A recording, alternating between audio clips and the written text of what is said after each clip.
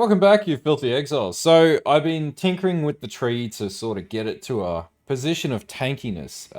That's probably a little bit beyond others. And I thought I'd talk about, I guess, not only what I was going to target in my build, which I'm going to call the heavy metal Hexblaster, because that's what it really is. We have 22,000 armor, and that's not accounting for switching out our body armor for a brass dome, which gets us to 30,000 armor and nearly 100k EHP.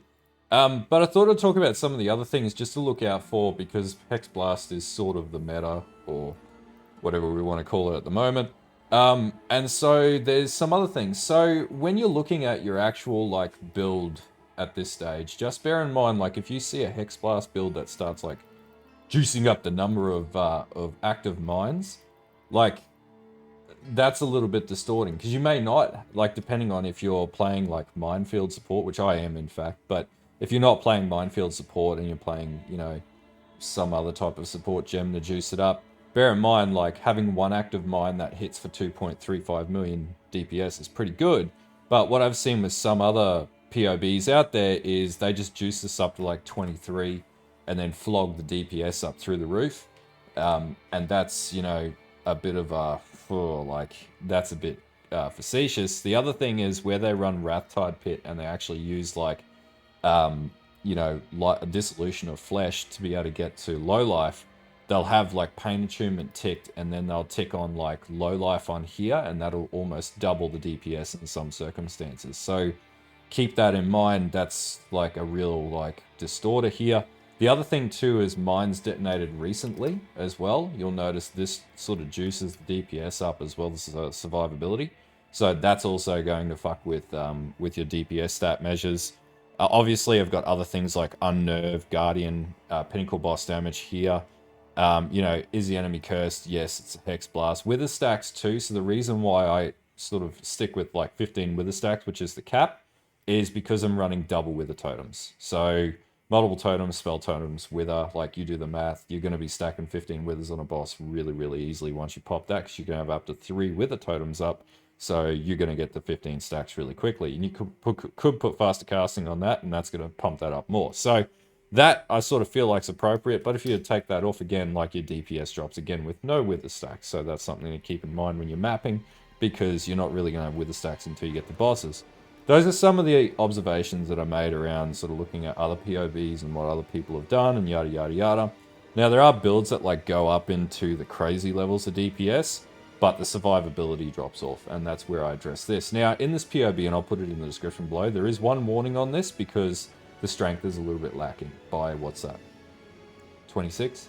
So you just got to find 26 strength somewhere in the build, and there's balancing that's going to go into this. Obviously, this is speculative gear right now, and this is going to change once I play it, but this is the direction that I'm sort of leaning into, and I'll talk through everything as I go through. So I guess we just talk about itemization first, right? So that's what everyone's going to be interested in, how I get to 92,000 effective hit pool, 1,700 life regeneration per second, which I thought was pretty funny. And then we've got 13,000 evasion and nearly 23,000 armor on this. We have 49% block chance, 59% spell block, and we're capped in all of our resistances. If we switch out to a brass dome, we get to, overcapped resistances. Our survivability goes up. We lose a little bit of health, but who needs health when you basically regenerate your health in less than 2.5 seconds to total cap pool? And we smack for about 2.1 million per mine, and that's before all the rest of the buffing. We do a little more with that. If we had our cap of, we have 8 or 9 mines up before we can't afford it anymore, we get to 3.3 million. And if we've detonated 10 mines recently, 3.7 million, and then so on, so on. The power just keeps going up from there. So those are some of the main stats that this version of the tree brings in. So number one, way more survivable than most of the other builds out there. Does a good chunk of damage, and we don't need to overstate our DPS and the number of mines that we're chewing to show that damage. And remember that that's damage per mine as well. So it does a lot of damage. That'll nuke bosses. So we can sort of play with that, as this is my understanding of it. So we can sort of play with that. So we had we stacked 9 mines up, right? Our aggregate damage is 23 million, right? That's what this looks like. Whether or not that's the truth, we'll see when we play the build, like, that's part of the fun of doing that. So, anyway, those are some of the things to look out for. Now, some people may be featuring Sandstorm Visages in their builds.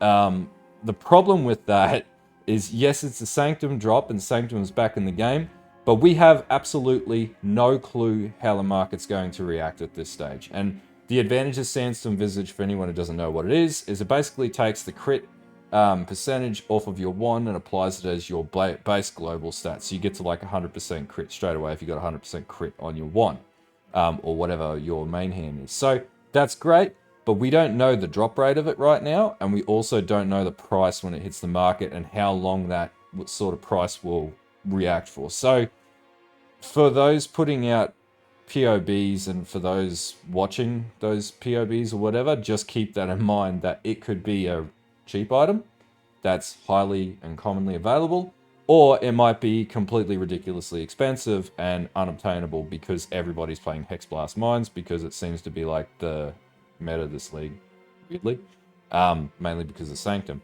Now, that's basically the, a few things to watch out for. So let's talk about this build. All right, so skill setups. Actually, no, let's look at items. So, all right, I've underbaked the wand, and this is still a really good wand, don't get me wrong, but it's more achievable than, what it would be if it were a +2 wand. So it has a lot of crit multi, a lot of spell damage, and you don't need to get that straight away. But this is what to target for, and this is within reason. Like, this can be achieved. If I put a +2 on here with these stats, like, our damage would go way, way higher. Like, it would be a good chunk up. But also, it would be much less achievable by the end game for most players. So, +1, high amount of spell damage, crit multi, and just do your best to do that. And, you could craft increased mind throwing speed, but if you need the damage, you can also just craft more crit multi on it, or some other stat that pumps up your DPS based on whatever you think you need to craft on it. So there's that. Wrathpith Globe. So this is a biggie because this basically takes your HP and converts it into, a huge amount of crit. This is basically how the build was played last league in the absence of Sandstorm Visage. If you've got a Sandstorm Visage, arguably this will alleviate some of the pressure that this sort of places on the build, because, it'd be great to play a better, a better shield of any nature than this. But as we can see, this is like 959,000 of our DPS at this stage. So this is a big chunk of DPS for this particular item that's brought into the build. The other advantage with the way that I've got this set up, sacrifice 10% of your life when you use or trigger a spell skill. So there's also that new support gem, which I can't remember off the cuff, that may work with this particular build and may absolutely flog your DPS through the roof, because I regenerate at 2.2 thousand HP per second. Now I have a pool of 4,000, but I should be okay. Like, give or take. Now, do you want to be sacrificing stupid amounts of life if you're going to be versing other things? Probably not. But I regenerate life so quickly on this build that this will do absolutely nothing to the build. It's literally not going to affect the build whatsoever. So what's that? 10% of life. I'd lose 453 life every time I cast, every time I use a trigger spell. Well, every second I'm getting back 2,253. So net is whatever the difference is there, like 1,700, nearly 1,800, 1,800 actually. So I'm pretty okay on that front, so I can survive. Now that depends on if it's, the frequency of which my trigger skills are going off. I may be able to absolutely kill myself, but we'll find out the hard way. Yeah. Okay, Helm. So Helm, I do have an enchant on this. Like, this is just expecting we're getting to endgame, but really, really basic Helm. Not like those crazy Wrathpith helms that are ticking around, and it is an armor-based helm because I'm going the armor direction. So we've got life regeneration rate, and any resistances we need. Same with the Astral Plate. Now, ignore the plus 12% on this. Actually, I can fix that. Let's fix that on the fly while we're doing this. Astral Plate, edit. Where is it? We want to get rid of the implicit.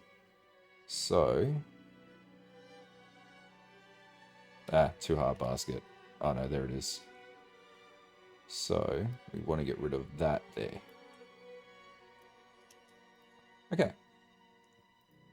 Awesome. So that drops that there. So that's fine. So, okay, that's now fixed. yeah, sort of fixed. Anyway, all right. So basically, life regeneration rate. I've got some block on here for attack block, and lightning resistance at the end of the day. That's basically it. You can balance this however you want, and then the implicits is crit strike, multi, dispel damage, and attack block as well. So that's just from your Searing Exarch and an Eldritch implicit craft. So yeah, basically no brainer there. Gloves. These are really good gloves. Like, not to play this down, really good gloves. The apply -16 cold res on cold exposure does absolutely nothing. So you can use anything you want to switch that out. But getting anything close to these gloves, like, that would be great. But also, that being said, like, these have T1 rolls. You can balance this otherwise. You've got a little bit of overcapping here to play with based on the fact that we use a Bismuth flask to sort of fix our resistances up a little bit. And it'll be set on auto trigger. But yeah, you can do whatever you need. But if you can get those damage rolls on there, you'll get a good amount of damage on this as well. All right, so boots. So I've got stun avoidance on the boots and life regeneration rate in the implicit. Chaos res, life, strength, because we're a bit strength deficient in this build, and movement speed. I haven't got anything else. Like, you can balance other resistances into this to fix your resistances up in the boots, and that's completely up to what you want to do. Now, do have hybrid armor evasion boots, and ideally if you can get gloves and helm, that'd be great, because we do play a combination of evasion and our armor to sort of get around taking damage, and that'll help us deal with Delve. That leads me to the next thing, All's Uprising with Grace, with the Grace roll and Charisma. So having All's Uprising is simply going to make it so that you don't have to pay for Grace.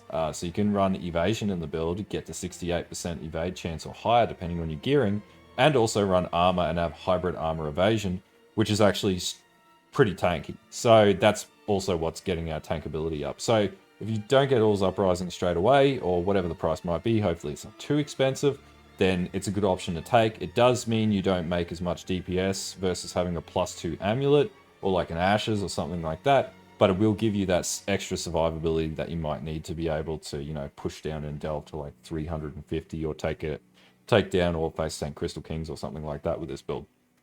Profane Proxy, obviously you need it for the build. I do have just a standard Hunter Curse ring, so on Hunter base rings, you can get Curse enemies with Elemental Weakness. Now, if you can't get a Vermilion ring, because realistically that would be an expensive base, you could choose an Amethyst. That's what I would do to max cap your Chaos res, and that'll also increase your effective hit pool as well. So that would be the other alternative, or you could target your other resistances and take a bit of a chop to your Chaos resistances, and then get a better flask in here, like a Chaos resistance flask or something like that, and that would fix that. But make sure it's a Hunter ring, and honestly, you could alteration roll Curse enemies with elemental weakness on hit onto this ring after however many hundred. You'll get it. That's what I do with my Despair ring on my Black Flame build last league, and it works fine. So there's that. Belt, Immortal Flesh. Basically the belt that you use in RF Jug builds. Reason being, tons of regeneration, mana regeneration as well, and also if you've got immunity to Ignite, Frozen, or Shocked, then, or you're not taking any of those attributes, and we can't be shocked based on our Temper Shield. And I'm pretty sure the only nerf that we had this league is, they removed... Oh, sorry. Ignite and Shock were immune to based on Pyromaniac as well. Sorry, they didn't nerf that. They nerfed it in Ruthless because we couldn't read the patch notes properly because they were cryptic as fuck. So, we're immune to Ignite, we're immune to Shock. So if we can get any cold immunity into the build, then basically we never take any of those attributes or any of those ailments against us. So we always have a 40% increase to armor, which then synergizes with determination and the armor spec that we're taking here. Then we have tons of regeneration as well, and a heap of life on this. So really good. It just means we lose some elemental resistances in the process of that being 20%, but that's okay. We can balance that back out in the rest of the build. So I have Bottle Faith. This is Endgame, so don't skin the cat here. Bottle Faith in the build. Divine Life Flask. So if we really wanted to, I played around with... I don't have it in here. So I played around with Progenesis. So if you had a Progenesis Flask, you'd go up to like 125,000 effective hit pool. You'd basically just be God tier. And you could walk around and take no damage, or take very little damage, because you regenerate so quickly with Progenesis. And the deferred life that you get damaged or take, you'd just be an absolute meat bag, throwing down mines everywhere. So yeah, that's actually a thing, and that works. So yeah, didn't know that until I tried it, and it's really good because Progenesis Flask is just freaking awesome. Next one is Diamond Flask with increased crit chance, and because we're probably going to take a lot of hits, gain 2 charges when you take a hit, or you could have gain charges when you crit, because this does have like 80-something% crit chance, 78% crit chance. So we're going to be critting a lot with this build. So this is completely legit to run, regenerator flask charge when you crit. We're going to be critting a lot because we're going to be nuking shit. So yeah, this will totally work. Next, to get our attack and our spell block up, we're using Rumi's Concoction. Now, this sort of acts similar to how Versatile Combatant works on the tree. And for anyone who's played like, Poisonous Concoction, this is definitely a legit way to stack up your defenses. So yeah, that is absolutely doable. And actually, I think we can get some efficiency in this. Because we take the shield node. Yeah, we could drop some crit multi. And we could get some more effective hit pool here, or you could take crit multi per 10 maximum energy shield on your shield, and you can get crit. So it's entirely up to you what you want to do here. Like if you're happy to take a bit of a drop there, you could increase your attack block to 55% and 59% spell block, and then we've already got a lot of armor regeneration and everything else. We just take a bit of a hit, like a teeny little bit of hit to our damage output, but overall it makes us a hell of a lot tanky. As you can see, I'm sort of balancing this even more as I'm talking to you guys as well. So we have a Bismuth Flask on this. Reason being is it's just a really good flask. Like if we're delving, we take a Quartz Flask, and if possible, we would balance more resistance into the ring and into the boots.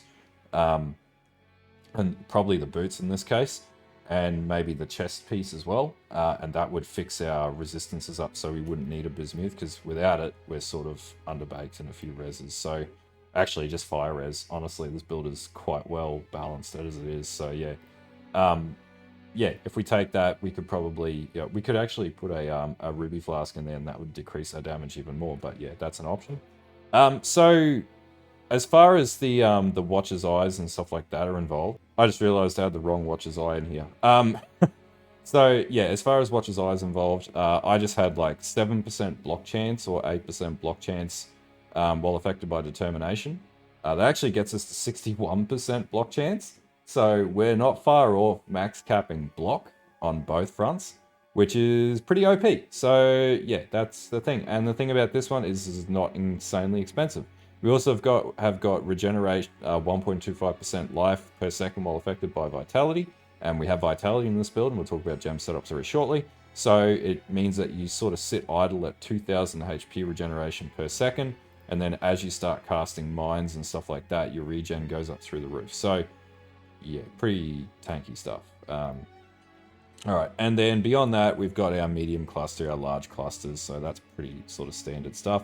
We have just a normal other cluster with like 5% damage taken, recupers life, crit and life percentage, a Militant Faith, which gives us Inner Conviction, and because we stack power charges on this build, and that comes from, it's taken them off again every time I change it. Because we get power charges from this node here, Devastating Devices, then basically, we generate power charges really easily. So yeah, that has a pretty significant effect on the build.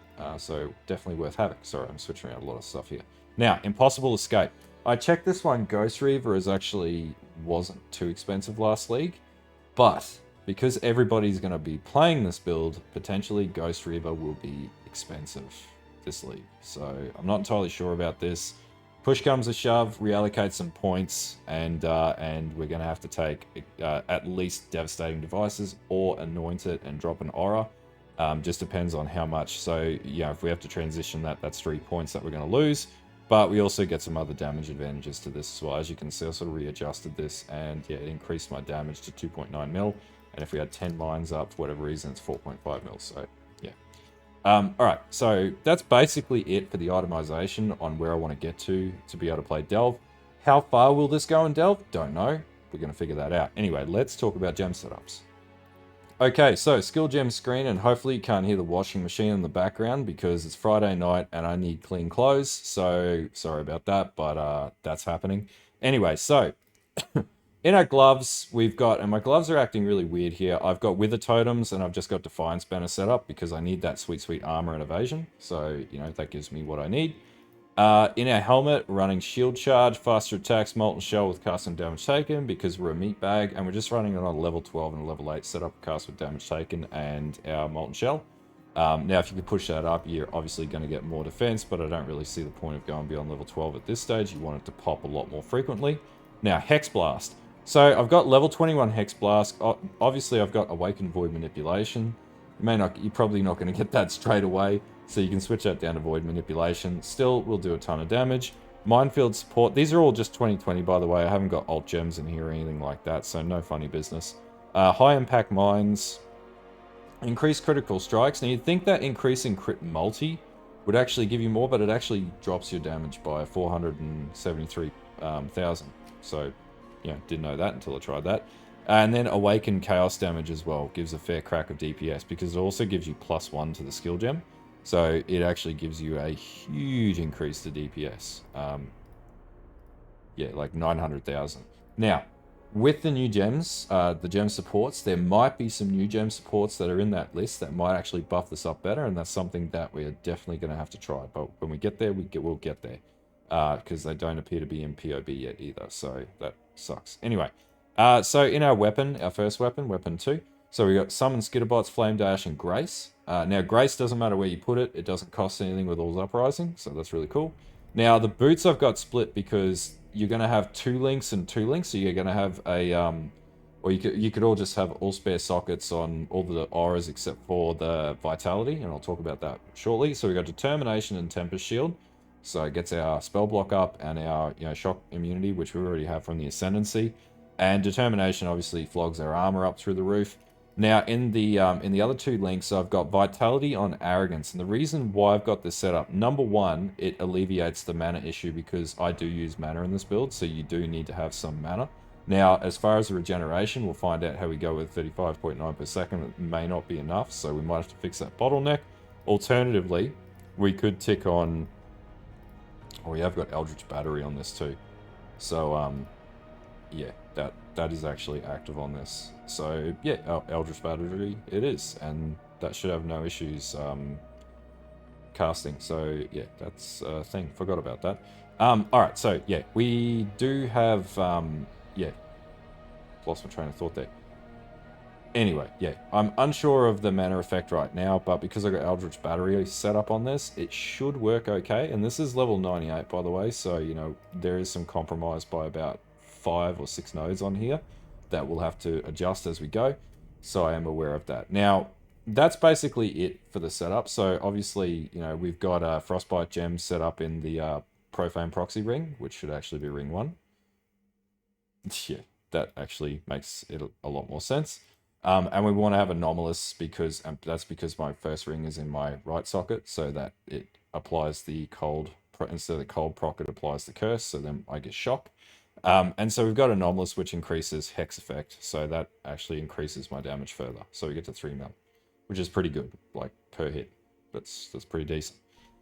That's basically it for the gem setups. Now, there is a missing setup here for weapon 1. So there's a 3 link that you can have, and you can put anything you want. You can put Castle Death Portal. You can put something else. I don't know. You'll figure it out. You could put a decoy totem in it, and then basically juice the life up on that. That's basically it for the skill setups that I played around with on this one. Okay, so skill tree. No real changes from where we were before when we did the leveling tree. Just sort of juiced it and fleshed it up a little bit. So my tree does things a little differently. It goes over, well, it sort of does what every other tree does, but it makes some compromises here or there, and then we actually build down in here. Now, if we had another 2 points, we could take this and get more damage, but I don't have another 2 points, so that's just the breaks. And I tried to really focus on getting life and attributes and armor where I could, and block, but it is a little challenging in some elements to make this tree work on a armor base. So basically same setup from the start. Take the side node points. Initially you'll take these evasion node points because, or elemental damage, whatever you want to do, basically because you want the survivability early on and the damage early on, or the damage early on, depending on the type of player you are. You'll get assassination, saboteur, blood siphon straight away.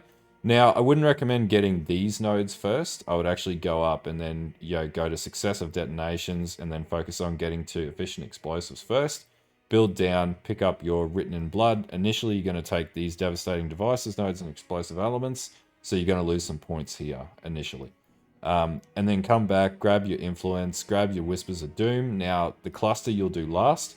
Come across, get Eldritch Battery, so we can cast a lot more shit all at once. You'll come across... Now, I do have Infused Flesh in this build as well, forgot to mention that. That we get 6, 12%, so we get 30% of the damage we take as recouped back as life, because I thought it'd be fun to be able to recoup life. And I've also got that built into my duel as well, so another 5%. So 35% of the damage we take, we get back in life with 2,000 life regeneration per second. So if that's not tanky enough for you on this build, I'm sorry.